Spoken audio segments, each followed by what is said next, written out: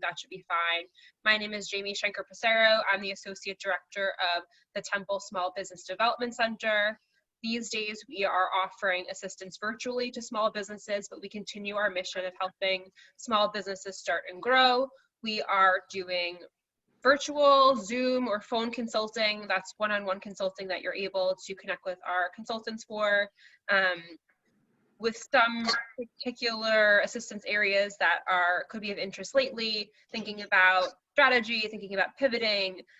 We are also, as of recently, offering assistance with establishing e-commerce platforms. So if that's the direction you're going, we're working with the Fox Business School on a collaboration there. Speaking of collaboration, we'll also be working in the near future to help businesses in the hospitality restaurant industry with compliance and their layout. So that's something that you can reach out to if that is applicable to you. We are offering virtual training events for small businesses. This is the third in a series of 5 that we're doing, just thinking about small business survival, bringing in experts to help you think about your strategy. And some of our other upcoming events I will tell you about. We have one tomorrow on marketing. That'll be in the evening. Next week, we'll be doing a session on lease addendums, thinking about potential negotiation and where there is room for that right now, given the pandemic, and how to do that. We'll be doing one next week on responding to an emergency. That will be a panel discussion. And then the following week, we'll have BB&T to do a session on cash flow with a handy worksheet that they have. Also, we are running meditation sessions on Mondays. So we're doing May meditation Mondays from 10:30 to 11.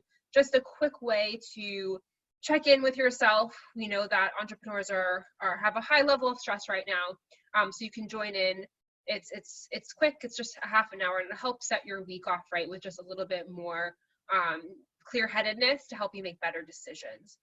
So if you have any questions for me and about our SBDC services, you can put them in the chat. I'll also put a link in the chat that has all of our resources. So it's our resource page that we're updating daily. It has information about our consultants. It has information about our open Zoom office hours, which is another thing that we're doing now, Monday, Wednesdays, and Fridays from 3 to 5. If you just have a quick question for our consultants, it has links to all of our upcoming trainings. It also has links to our webinar recordings, and then just a ton of resources, local, federal, information about funding. So I'll put that in the chat as well. But for now, I will turn over the floor to Tony Lopes, who has been on virtual trainings with us before. He is an attorney and an entrepreneur, and he has a podcast that I was on, and maybe if I find that, we can link that in the chat as well. And he'll be talking to us today about collaboration.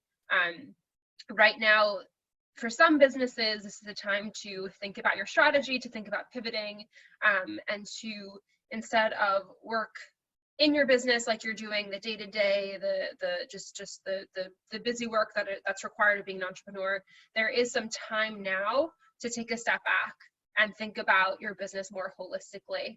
And part of that could be collaboration. If your business is at a silo, maybe there are some ways to think about it from a marketing perspective, from a revenue generating perspective. So that's what we're going to talk about today. So thank you, Tony, and I will let you introduce yourself more and the other panelists we have today. Thank you. Hi, everyone. Thanks, Jamie. I really appreciate the introduction and love working with Temple SBDC, so thank you for having me back. Hopefully that means the first one went well. So as Jamie was saying, I am Tony Lopes. I'm an attorney. Don't hold that against me. I also run a podcast. Can everyone see my PowerPoint? Yeah, I won't go into presentation mode because it goes all crazy. So just bear with us. We'll work within this screen. First and foremost, I am nowhere near as funny as Jamie. I apologize for that in advance. It's a reused joke. I know Jamie from the first presentation. She's already nodding. Jamie was a guest on my podcast and was super awesome.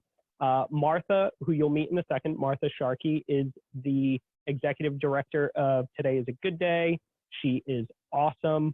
I serve on the board of Today is a Good Day, full disclosure, and love doing it. It's a great organization that Martha will tell you about in a second. And we have Jared Fenton with us today of the Reflect organization. And Jared was gracious enough to be our guest on the Self-Made Strategies podcast as well. So our podcast is called Self-Made Strategies. It's for entrepreneurs, innovators, people who have an entrepreneurial mindset. And we do also work with and interview nonprofit executive directors or leaders, because quite frankly, in my view, a small business and a nonprofit are very, very similar in structure and in approach to growth and innovation and needing to use limited resources and collaboration. See how I segued that in there, to affect and to get to where they need to get to efficiently, right? To affect their mission or their goal. I also teach at Temple University. I teach IP law to undergrad business students. And in the fall, I'll be teaching entertainment law to those same undergrad business students and intro to legal environment of business. Quick disclaimer, this is not legal advice. If you need legal advice, contact an attorney, whether it's us or another law firm. This is mainly being provided to you for informational purposes, but hopefully to help you to have a better position to have those discussions with your professionals from. If you do need help, you can contact us at info@lopeslawllc.com, or you can call or text us at 267-777-9117. Okay, so when we're talking about collaboration, I'm going to start off with collaborating with nonprofits. Then I'm going to let Martha and Jared tell you a little bit about their organizations and opportunities to collaborate with either their organization directly or with organizations like theirs. But I personally think that working with a nonprofit is a perfect way to advance not only their mission and to help them to achieve the goals and objectives that they're looking for, but it's a great opportunity for you as an entrepreneur to help bolster your small business and also to just do something good for the community. So right now there's a sort of this movement, I think, in the business world, locally and nationally, toward what's called social capitalism or for benefit enterprises or triple bottom line organizations, whatever you want to call them. But basically organizations that are for profit, but work for some social cause as well as part of their bottom line structure. Not necessarily saying that you should go out and change your organization necessarily, although it might not be a bad idea, but there are opportunities, even if you're in a for-profit space, to work with other organizations and stakeholders within your community to get you to your goals and objectives tangentially, of course, by helping organizations like Today is a Good Day or the Reflect organization as an example. And we'll talk about that a little bit more as we go. We'll also talk about marketing opportunities as a whole through collaboration, opportunities to collaborate with stakeholders or even competitors, believe it or not, to work toward a common goal, especially when you're on limited resources or in a position where maybe you're looking for opportunities to innovate your business because things are a little bit slower right now. So to that end, let's start with the nonprofit focus. Some of the things that you can do with a nonprofit organization from a collaborative perspective are that you can engage in what's called CSR or corporate social responsibility programs. And these programs are generally programs that are set up and run by the nonprofit. So generally, it doesn't even require a lot of heavy lifting from the for-profit organization that's pseudo-partnering or collaborating with them. And they're great team building opportunities. And right now, you should be looking for opportunities to bolster and engage your current workforce or team with these team building opportunities. And since we're limited in terms of what we can do on a face-to-face or literally together in a space opportunity, what you can do is look toward other nonprofit organizations that are looking for opportunities to build awareness and can provide some engaging content and not just the traditional Zoom calls that your team is on and quite frankly might not be loving at the moment, right? There's just a lot going on right now. It also offers the opportunity to present your team with new and engaging content that also shows your passion for some social initiative or for working with a local nonprofit, which in their eyes might make you look pretty awesome and tends to build a lot of loyalty and camaraderie inherently. So it's for a good cause. It's a good opportunity to build yourself up in the eyes of your team as a leader, while at the same time doing something good for the community. And quite frankly, it's a great way to support a nonprofit, which is carrying out some social initiative in our community, and you're helping them as well. And quite frankly, nonprofit organizations right now need a ton of help. So what we're looking at when we're looking at these collaborative opportunities is, how do we help ourselves by helping others, right? And this is a great way to do that. Cause marketing campaigns are, generally speaking, marketing campaigns that are jointly marketed between the for-profit and the nonprofit organization. A great example of that might be, for example, the NFL when they do their pink breast cancer campaigns, right? So they do all the pink cleats, pink gloves, pink jerseys, that kind of thing. Those are cause marketing campaigns. They're marketing campaigns where a for-profit organization, the NFL, is working with the breast cancer nonprofit organizations to build these co-branded campaigns. On a lower level, I know we're talking about the NFL and larger nonprofit organizations, but this can be an effective way to market with a local nonprofit as well, taking both of your marketing budgets and combining them to do a jointly branded cause marketing campaign. There are some legal issues to focus on, and we'll talk about those, of course. My lawyer brain's flashing right now. And we'll look at those opportunities and how you can build those things up as you go. With all of that said, I will let Martha take it from here and tell you a little bit about Today is a Good Day. Thank you so much, Tony, and thank you, Jamie. Very happy to be here with all of you today. And I think what you said, Tony, really makes sense, finding out what works for you. Our organization, just to give you a little bit of background, we founded Today is a Good Day almost 6 years ago, following the arrival of our identical twin girls at just 23 weeks and 5 days.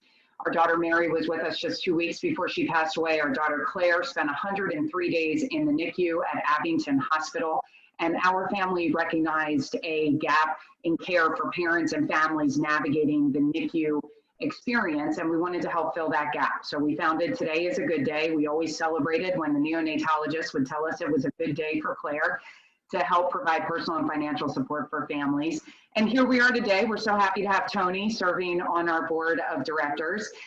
With the CSR programs, I mean, that is so important to give back. And we work with companies across the country with our corporate social responsibility programs, and we can host them virtually, which many organizations can do. It's worth looking into. One of our projects that we host, we put together care packages that go out to NICU families, and a part of that care package is actually bonding squares, which hopefully you can see in the camera here. 2 squares are given with each care package. 1 square is put onto the parent's skin, and 1 square goes into the isolette. When the parents go home at night, they switch them so that the parents have the baby scent and the babies have the parents' scent to promote bonding. But all of these bonding squares that we have are woven, knit, or crocheted by volunteers across the country supporting the mission of Today is a Good Day. And these are programs that we host in partnership with companies. There's great promotion around it through our social media efforts. Sometimes we've had stories about them for schools and different groups that are making them on the news. But it's a really fun project, and I think it's important for you to look at not only what your business is able to offer, but how that might fit into where we are today in the world. So it might not be making bonding squares, but it might be putting together care packages or challenging your team members to figure out how you all come together to deliver meals to a hospital or to send care packages to a hospital. And what products do you have that would make sense for that? I think about that with businesses in Chestnut Hill that we've seen. They've done a big promotion where restaurants have been delivering meals all across the city, or businesses are kind of pivoting to sell masks and to donate masks to hospitals and healthcare workers across the city. So I think that ties into that giving back and finding out what works for your company to help others. Yeah, that was great, Martha. Thank you so much. And yeah, could not have said it any better. And I think also one of the things, just touching on what Martha said there, it's also an opportunity like the restaurants to generate some revenue and keep your staff employed by using GoFundMe or online donation platforms like that, Patreon, those kinds of things, so that you can have people to help pay for those meals. So you may not even have to do it out of pocket, and it may be a good opportunity to find ways to keep your staff employed and help the people on your team that need the funding right now. So yeah, thank you for that, Martha. That was great. Jared, do you want to take a crack at it? Sure. So thanks again.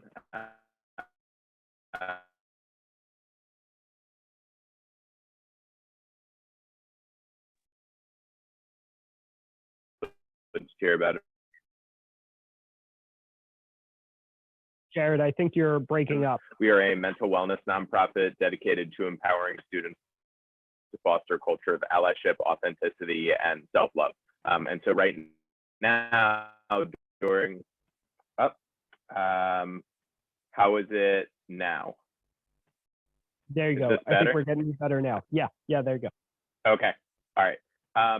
So we are a national mental wellness nonprofit dedicated to empowering students to foster a culture of allyship, authenticity, and self-love. And so right now, during this time where people are physically distant from each other, and there are heightened feelings of loneliness and isolation,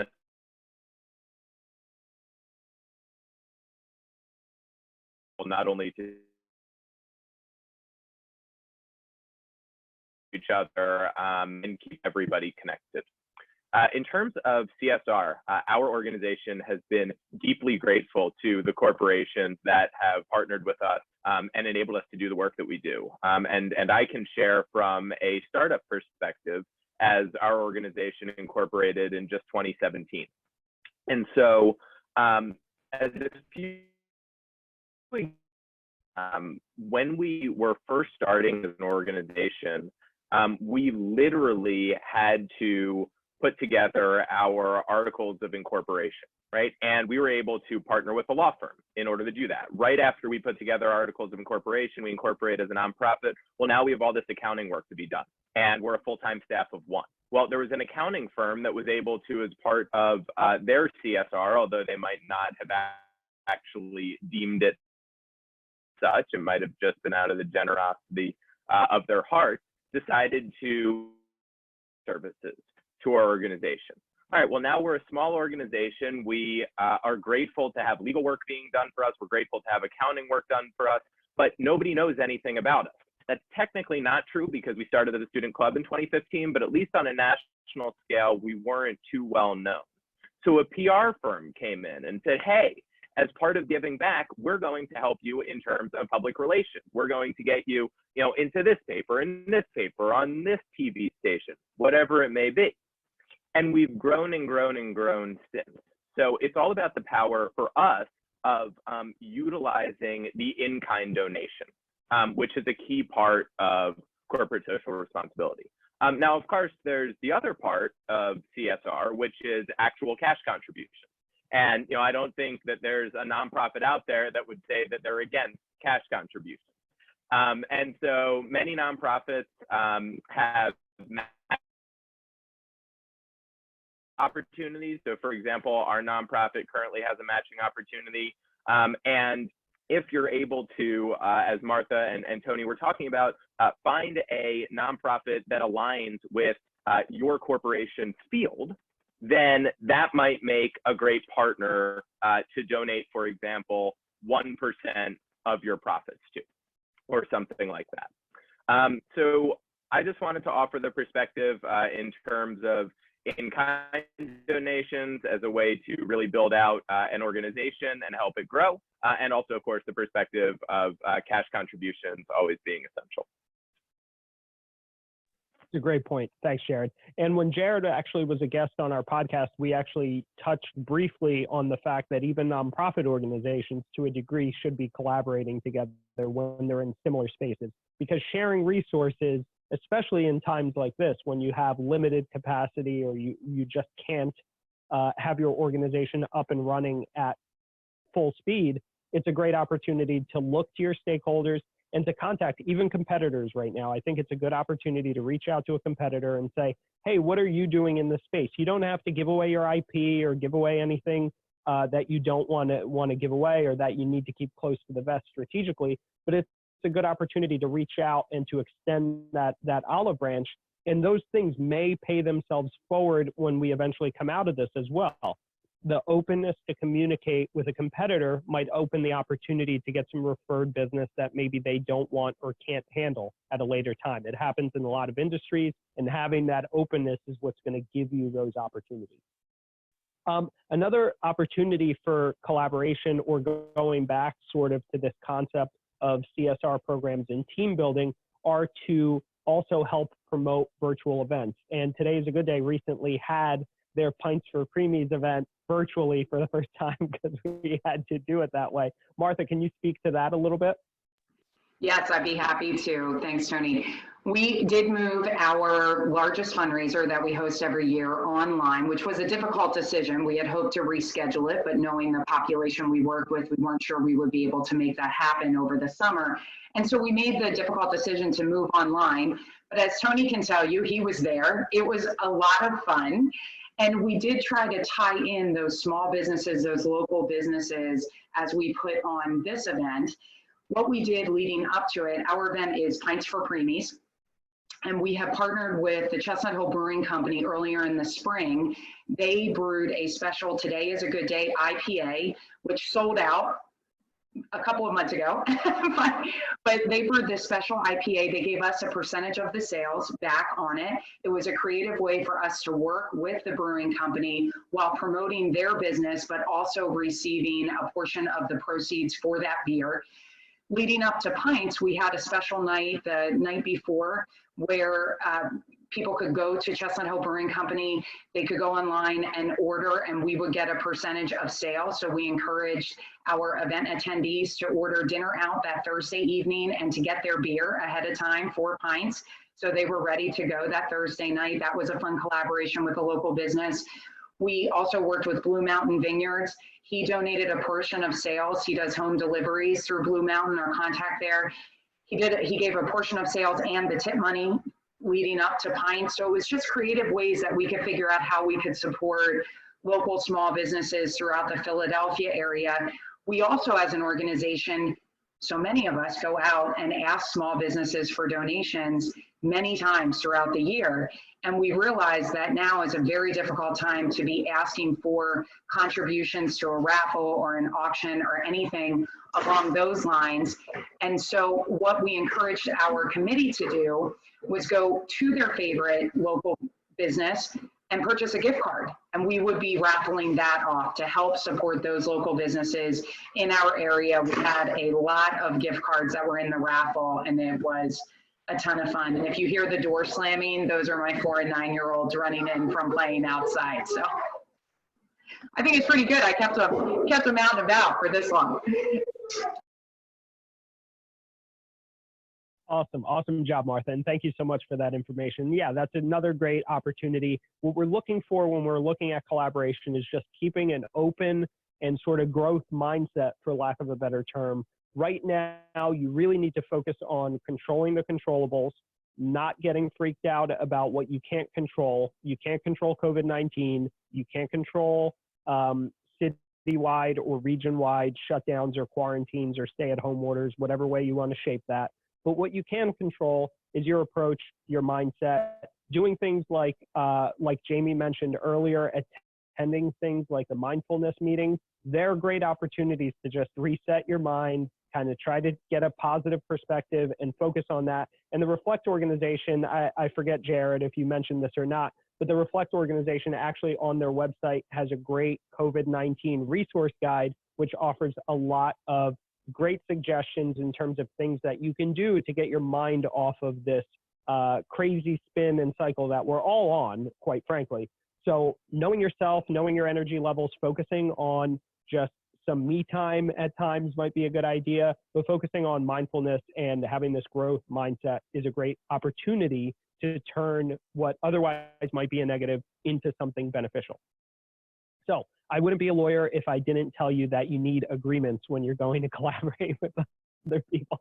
So you do need some form of collaboration agreement. And I think you can still be strategic about this. It doesn't need to be over the top or excessive, but there are certain elements and things that you need to think about before you go into a collaboration, especially with a competitor, because you may be facing some antitrust issues. And I don't want to cloud this with a lot of legalese or scare you, but at the same time, at least a quick discussion with an attorney to make sure that, or at least a quick look at antitrust issues within your field might be relevant. So just have that in the back of your mind.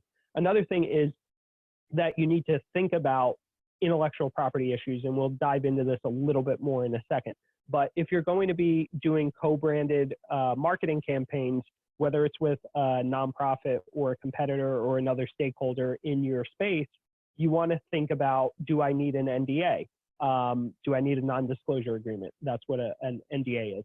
So if we're going to go into this collaborative project together, do we need to have certain provisions that protect intellectual property or sharing of information so that we can openly communicate?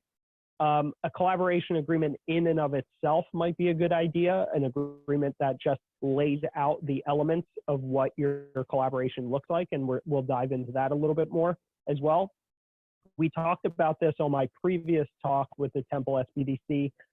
I personally really think you should be looking at force majeure clauses in all of your agreements. And a force majeure is fancy legalese or Latin for act of God, essentially, or acts that are out of your control. And COVID-19 could fall within that, but you want to make sure that it does.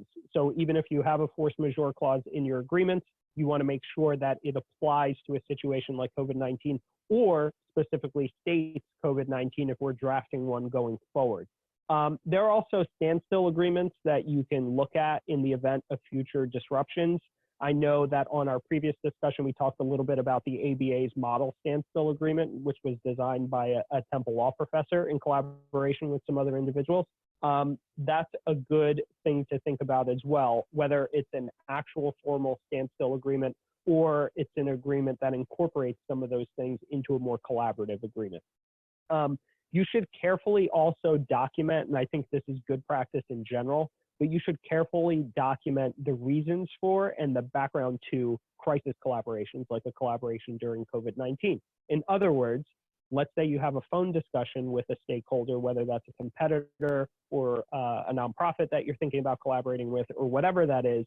You want to go back and just send a quick summary email that says, hey, just following up after our phone call, thank you so much for your time, looking forward to collaborating, here's what we talked about, and list out all the reasons, all the roles and responsibilities, any of the things that you talked about, take good notes, get it in writing, send it over email, and just say, hey, this is just to confirm, no need to reply as long as you agree with everything, something along those lines, so that you have some documentation to protect yourself from a legal perspective.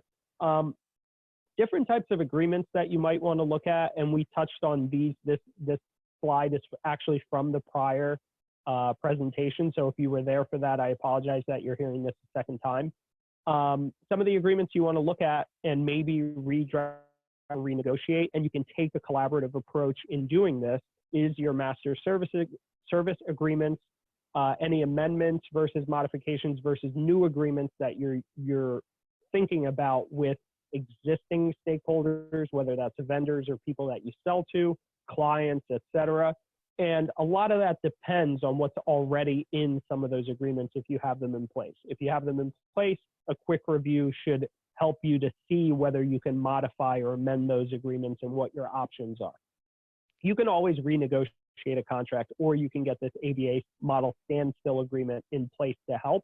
I think there are some consideration issues there. So talking to a lawyer before you implement any agreement or execute any agreement might be a good idea. Force majeure clauses, as we talked about, are things that you want to, from this point forward, I think you need to be thinking about those with respect to your business and to any agreements that you're engaging in. There's some degree of uncertainty about what the summer is going to look like, what the fall is going to look like, and what the winter is going to look like, looking about 12 months ahead. And I think one of the important lessons in all of this is that we can tend to prepare for things like this better and strategically if we think about them going forward. So putting force majeure clauses into your agreements is a good idea in general. And then there has been an amendment to the Pennsylvania unemployment compensation laws. You should keep an eye on that as well, because when you're opening up these conversations for collaboration and you're thinking about collaborating with another organization or individual, subcontractor, or what have you, you need to think about these employment issues as well. Are you opening yourself up to any form of joint employer liability? And again, an appropriate discussion with an attorney should help you to parse out some of those issues. And my approach, at least, or my firm's approach, at least, is to take a very practical look at what your business looks like, what your risks are. Yes, there's the academic discussion of those things, risks and liabilities, but you also need to look at the other side of that coin, which is the real world application. So that's what we look at. What's your business? What's your sector? What's your propensity, or how open are you to liability, and what are some of the issues that we need to look ahead at? So you're opening up these discussions, you're looking at opportunities to collaborate either from a marketing perspective or from a perspective of engaging in a project, like a lot of the things that Martha and Jared talked about, engaging with a nonprofit, working with organizations to develop maybe your own organization's beer with your brand on it, like Martha talked about, or something like that, or getting involved in mental health programs with organizations like the Reflect organization, collaborating with them on a joint co-branded project. This is an opportunity to negotiate, to be open and honest, to communicate with transparency, to work on some good collaboration skills. And again, you want to get these things in writing, right? So as you're doing this, I think you want to have this approach to your discussion of recalling that there are multiple perspectives in play here, right? Just like you're going through a lot right now, and I'm sure all of us are going through different times of joy and of despair. I think we're all on the same roller coaster. We just got on at different times, right? We're all going through ups and downs at the different points. So remembering that other individuals have their own individual perspective, there's your individual perspective as well, and then there's this third perspective of us now in this collaboration. So looking for opportunities of mutual communication and opportunity is the right approach in this context. And when you're looking toward collaboration, what you're looking at more so than ROI, although that's important, of course, is this concept of ROR, a return on relationship. We touched on these things a little bit previously, that you're building this relationship capital, even with a competitor that may later pay you significant dividends, in air quotes, from that relationship. Like, for instance, let's say I collaborate with a law firm now that may or may not be tangentially a competitor, a direct competitor, whatever it is. If we collaborate now, there's a good chance that they'll remember that later whenever we go back to the new normal and they say, hey, you know, Lopes Law LLC was really great to us during the COVID-19 quarantine. We have this referral. We're not going to take on this work. Let's send it to them. Opportunities like that do come up. And you want to be the benefactor of that later when you're trying to rebuild from where we are now. Remember that organizations are run by human beings, just like you. And so think about, you know, how you left them feeling. So you want to be collaborative in your approach, even if it's a no, accept that with grace and just move on. Take it as a learning and growth opportunity, and remind yourself that at least you're working towards this concept of being more collaborative and having a growth mindset. And trust me that will pay dividends at some point down the line. Again, get things in writing, provide appropriate notice, just be really open about what you're looking to do. Okay, so collaboration agreements in general. What they are is an agreement where you're stating between the parties that you're agreeing to collaborate, whether it's with respect to this crisis that we're under right now, or even longer than that, with some options built in. Whatever you want to do, agreements can be very custom. You should work with an attorney, I think, that, in my personal opinion, has that open-mindedness to structuring the deal in a way that is helpful to you, but also with consideration of the other party, right? And here are the list of issues that you want to consider specifically for any type of collaboration agreement. So this applies to marketing campaigns that you might collaborate on. This applies to collaborating with a competitor, to collaborating with a stakeholder that's tangential to your business. You may have a vendor that you've worked with for a long time. This is a great opportunity to solidify that relationship and to build some relationship capital. If you're going to have a collaboration agreement drafted, you want to think about what the realistic completion in term of that project or collaboration is, right? So how long are we going to collaborate for, and what are our outs? What's our exit strategy for getting out of this agreement if, let's say, June 4th, everything reopens and we go back to quote unquote normal? Then maybe we want to end the agreement right there. Maybe we want to have the option and the flexibility to continue this collaboration if it's fruitful for everyone involved, right? You also want to state fairly clearly that this is not creating a partnership per se. It's some form of a temporary joint venture. Again, I cannot emphasize enough, maybe it's the intellectual property professor in me, but intellectual property is of critical importance to your business. There are two types of business: those that protect their intellectual property and those that haven't done it yet because they don't know that they should. Every business has some form of intellectual property, whether that's your book of business, your strategy, your client list. All of those things are intellectual property. Your trademarks, your service marks, your catchphrases, your website, any copy that you've written, your social media posts, all of that is intellectual property. So when you come to collaborate with someone else or another organization, you want to think about who owns the IP at the end of this thing. There's some form of a joint creative mixture there, right, to some degree.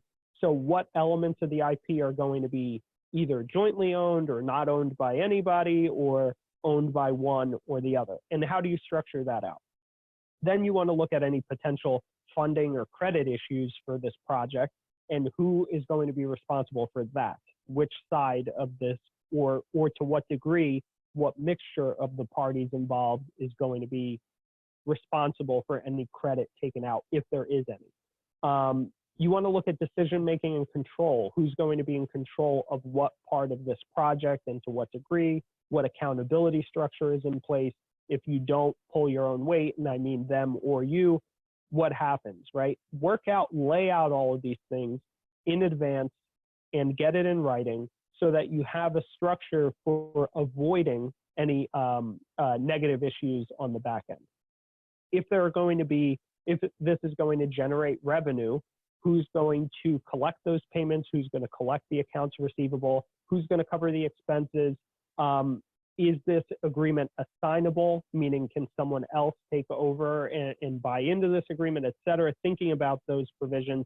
And then of critical importance is, what's our liability exposure? And are the parties going to indemnify themselves or each other? And how does that all work? Are there issues where we need insurance for this project? All of those things should at least be discussed. And then again, joint employer issues. And joint employer issues are basically where, let's say, two organizations are coming together in a collaborative project of some sort. Who do the employees belong to? Who are the employees employed by? Are there any joint employer issues? Are we explicitly stating that one party is not responsible for any employment issues, et cetera? Just getting those things out in the open to avoid surprises later. Drilling back into force majeure clauses, which we covered in the last presentation several weeks ago, I'll try to run through this at medium speed. So those of you who may have been there and heard this already, hopefully this is a refresher. If you haven't heard it, hopefully I'm not going too fast. Force majeure clauses, again, are essentially quote unquote act of God or acts that are out of your control kinds of events that could have an effect on the agreement. COVID-19 very clearly is something that could fall within that. Now, if you already have a force majeure clause within your agreement, it may or may not cover COVID-19 depending on the language and how they're defined and all of those things. Some of the clauses that we've been drafting for our clients have specifically and very explicitly stated that COVID-19 does fall within the clause, but we also try to be as all-encompassing within a reasonable perspective as we can. So if you don't have them in your agreements, the first step would be to look at your agreements and see whether or not you can even modify that agreement to begin with. And quite frankly, to save you a little bit of a time and potentially money and headaches, you can go look at your existing agreements, and most likely there's a clause that is headed modifications or amendments or something along those lines that speaks to whether or not the agreement can be amended and how. Generally speaking, most agreements can be amended by a second writing, amendment, or modification, as long as it's executed by both parties and openly communicated. So if you're looking for something like that, it would be important to have that discussion with whoever the other party is to that agreement. Then we would add in this force majeure clause if it's not already there. If it is, and you look at a force majeure clause in your existing agreements, you may see sections that list out the actual events that are described in it. Depending on the style of writing and the weight of the legalese in that clause will determine whether or not COVID-19 is covered. If it's a gray area, you might want to have it modified to begin with just to be more clear. A pandemic and a government's response may or may not be a force majeure event, believe it or not, depending on the way that it's drafted. So you want to be careful about that. And I think you want to at least consider approaching an attorney who might be able to help you with that. We're currently, not to self-promote, but why not? We're currently working with our clients on flat fees and trying to keep those flat fees as reasonable for us and for them as possible to be as helpful as we can be during this time. So you want to look at these things. You want to see if you have opportunities to renegotiate them. These are also windows of opportunity to then cross-negotiate, so to speak, by saying, hey, are you willing, A, to add in a force majeure clause that's mutually beneficial, first and foremost, but secondarily, are there opportunities for us to collaborate? And those are ways to kind of open these discussions from a better approach rather than taking a more assertive approach, for lack of a better time. So if you don't have force majeure clauses into your agreements, well, first and foremost, you should start adding them to any agreements looking ahead, right, to protect yourself going forward and to give yourself and the other party, quite frankly, mutually reasonable outs so that agreements don't become a source of stress and can return to being a source of revenue for you. You want to make sure that they explicitly address pandemics, epidemics, and governmental actions and closures of business. Those kinds of specific things should be in there. But again, this is an opportunity to open up communication and for collaboration and to show that you're going to be collaborative in your approach. You're looking for a common ground. Protecting the relationship at this point is far more important than any singular transaction. Long-term solutions are really what you should be looking towards, generally speaking, with respect to your business. Just quickly touching on PA's amendment to the unemployment compensation law. And this is something that's changing pretty much week by week, but essentially all employers need to provide notice to any availability of unemployment compensation to an employee at the time of the separation. Separation hasn't really been defined, so you want to err on the side of caution that any termination, layoff, furlough, temporary layoff, any of those things, reductions in hours, you want to advise any employees that you have that they may have the opportunity to collect available unemployment compensation. Okay, I'm happy to hang around and answer any questions. Please don't forget to follow at Self-Made Strategies and at Lopes Law LLC on Instagram. Happy to sit and discuss, or you can always contact me separately if you want to have a more confidential discussion. Happy to speak with anyone. Sure. So I'm going to post in the chat a survey for today just to get that in there for all the attendees, since we are funded by the Small Business Administration. That's a requirement for us. But then I did want to just talk about if you are a small business and collaborating with another business or a nonprofit is something that you're considering, but not something that you have experience yet. I just wanted to talk a little bit about approach. Are we thinking that you have to have some sort of connections before you reach out? Can you reach out to an organization that you have no network that's not within your network? Would you want to have a plan in advance? Say, listen, I'm thinking that we could collaborate in this way on a branded product, or is it better to come and say, hey, we want to work with you. Here are some suggestions, but we're open to talk more. Just wanted to put that out there for discussion. Yeah, that's a great point. And I think I'll turn it over to Martha and Jared in a second. My approach, just really quickly, is so with the podcast, I'll keep this as brief as possible. For example, it's not a direct revenue generator at all. It's more of a personal branding tool and sort of an informational resource. And it's been helpful for me in many ways, and I'm very thankful for it, but I don't really use it as a direct marketing tool. So when I'm approaching those types of individuals, my approach is always value add first.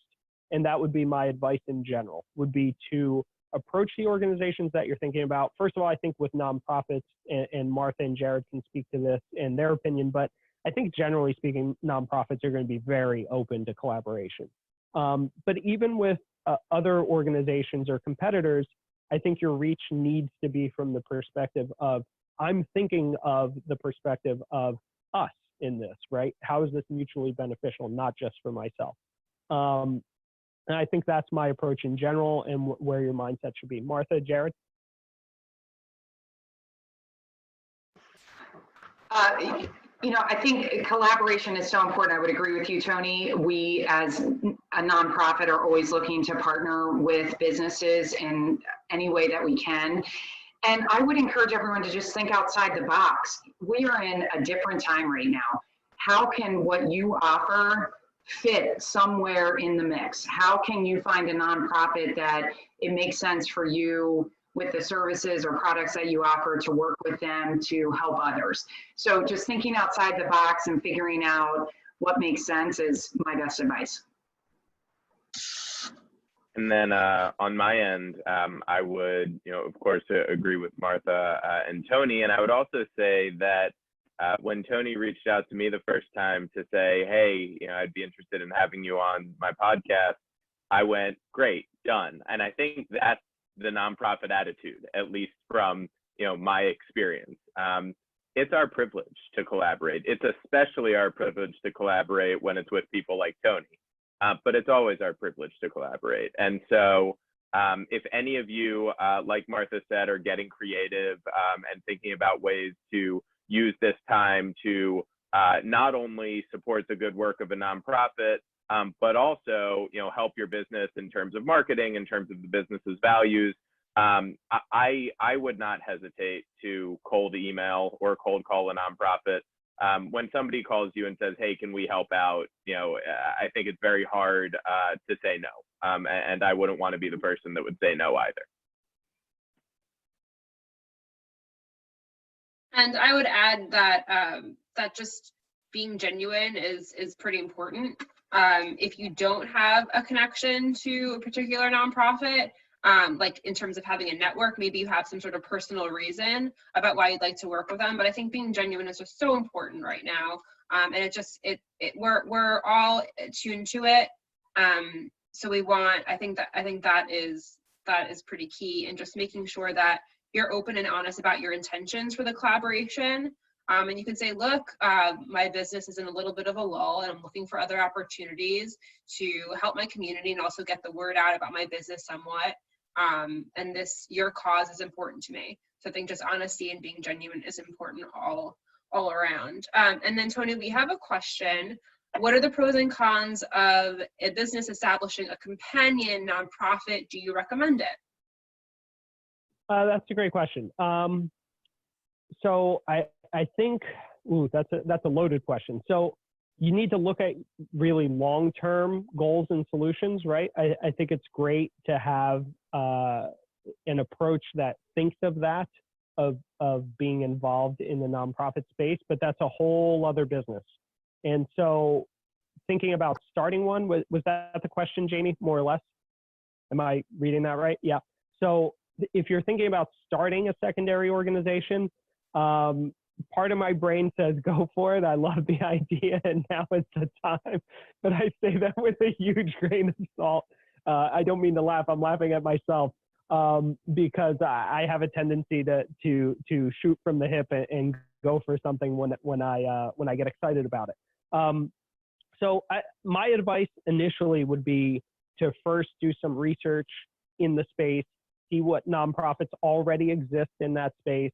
Are your resources right now better put towards helping a pre-existing nonprofit and just being involved and maybe having more of a triple bottom line approach to your business, keeping your for-profit structure and having sort of a social capital aspect, a social good aspect to the business? And maybe you can also test the waters that way a little bit and see exactly how much work is involved and how much needs to go into that. You may also, in that process, discover that there is no nonprofit in that space. And then maybe, great, that means you should open this nonprofit and head down that path.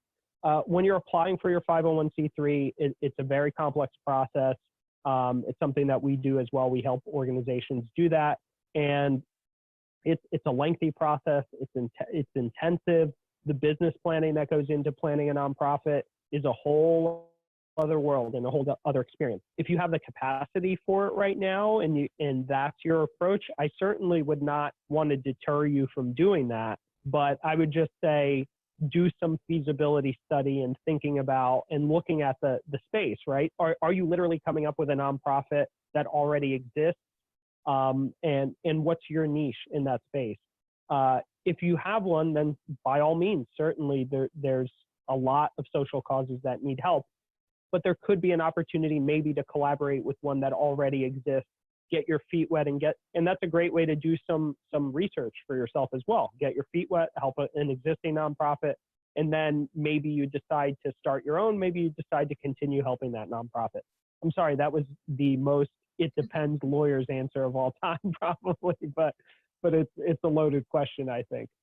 Yeah, and then just to reiterate, you would want to set up a plan for it, just as you would with the business. You'd want to have a separate plan for it.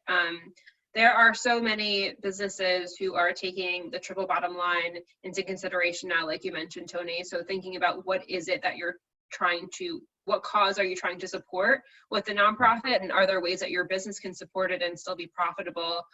You've had Triple Bottom Line Brewery on your podcast. They're a great example, and the way they do it is just it's very honest. They hire ex-convicts, and that's part of how they give back, by creating financial stability for people in the community who need it most. And they don't scream that from the roof. That's not what their value proposition is. They make good beer, but they also have this goal of helping out the community. So there are just so many ways to incorporate good causes into your business, whether it's with sustainability or with benefiting community members, whether it's, I know there's a bagel store in Queens Village that allows their space to be used for events, for community events when it's not in use, because their hours really go until 3 typically. So, there's so many ways. There was a follow-up question about separating the church and state. So when you have a for-profit and a nonprofit, about keeping that separate. Yeah, you definitely want to be very careful about how you run your finances. Just real quick, a quick correction. So we haven't had Triple Bottom Line on yet. We will soon. Just with the COVID craziness, they actually, we ended up postponing that episode, but we will soon. I love their mission statement. Yep. Yeah, if you do have a for-profit and a nonprofit, and it's not a triple bottom line organization, which is different, you want to be very careful about separating your nonprofit's assets, your nonprofit's accounts, any money that's coming in and out of the nonprofit. Be extremely cautious not to commingle any funds. all of those things can cause major, major issues. So if you have two organizations, now is the time to be even more cautious about your bookkeeping, and just being really careful about how you're running both organizations. But a triple bottom line, just really quickly, to Jamie's point, a triple bottom line organization, even if you're currently a for-profit, you can sort of become a pseudo triple bottom line to test the waters, so to speak. And what that is, for anybody who maybe doesn't fully understand the concept, is it's a triple bottom line in the context that you're focused on your profit, your people, and then the community, a purpose. So that can be a social good purpose, involvement with a nonprofit, involvement in CSR initiatives, those kinds of things, volunteer work, all sorts of opportunities for developing that aspect of the triple bottom line. But there's also that focus on, yes, we're a for-profit entity, but we care a lot about our team and our people internally. So what are we doing for their benefit? And then the third B of the triple bottom line is that for purpose aspect.